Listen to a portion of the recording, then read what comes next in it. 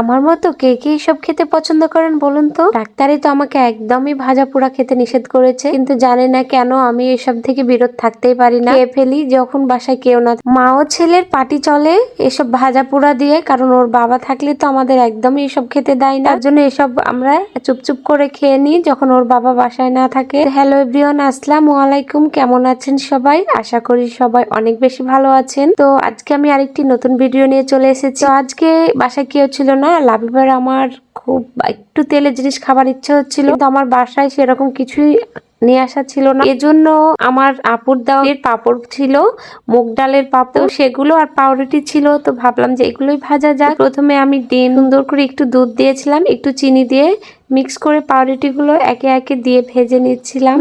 লাবিব বাবু খুবই বেশি পাউরুটি পছন্দ করে, আর আমিও পাউরুটি ভাজা পছন্দ করি। তো একদমই লাবিবের বাবা এসব আমাদের খেতে দেয় না, ভাজা পোড়া খাওয়া। আর সত্যি আমার খুব প্রবলেম, খাওয়ার পরে তো আমাকে গ্যাসের ওষুধ না খেলে হয় না, কিন্তু লোভ সামলাতে পারি না, খেয়ে ফেলি। তো আমি তো এইসব জিনিস থেকে মনে করি বিরত থাকবো, কিন্তু পারি না, খেয়েই ফেলি। আমি একে একে সুন্দর করে পাউরুটি গুলো ব্রাউন করে ভেজে নিচ্ছিলাম।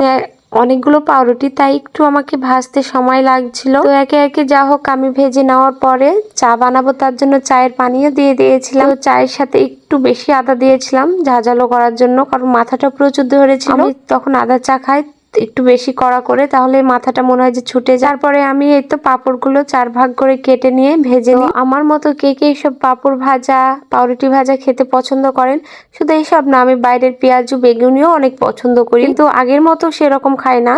অনেকদিন পর পর খাওয়া হয়, কিন্তু সুযোগ পেলে আর মিস করি না, খেয়ে ফেলি। লাবিব বাবু তো বাকি সেরকম কোনো জিনিসগুলো খায় না, কিন্তু এই পাঁপড় ভাজা আর পাউরুটি ভাজাটা ভীষণ পছন্দ করে। তো এই তো আমি সুন্দর করে এগুলো ট্রেতে সাজায় নিচ্ছিলাম। কেমন হয়েছে আমার পাউরুটি ভাজা আর পাঁপড় ভাজাগুলো অবশ্যই কমেন্ট করে জানাবেন। এটা অবশ্য কোনো সেরকম কাজ না, খুব কমন একটা কাজ, তারপরও আমার কাছে মনে হলো এটা আপনাদের সাথে আমি শেয়ার করি। চা গুলো বানা হয়ে যাওয়ার পরে এই তো আমরা মা ছেলে একসাথে বসে খাচ্ছিলাম দুইজন মিলে। লাবিবকে আমি জিজ্ঞাসা করছিলাম কেমন হচ্ছে বাবা, বলো তুমি তো খাচ্ছ। তো আমাকে বলে একদম ভালো লাগছে না আম্মু, কারণ ও মুগ ডালে পাপড় এর আগে খাইনি, প্রথম খাচ্ছে, তো ওকে নাকি ভালো লাগছে না। আমাকে সেরকম ভালো লাগছে না, পাউরুটিটা খেয়ে ভালো বলেছে।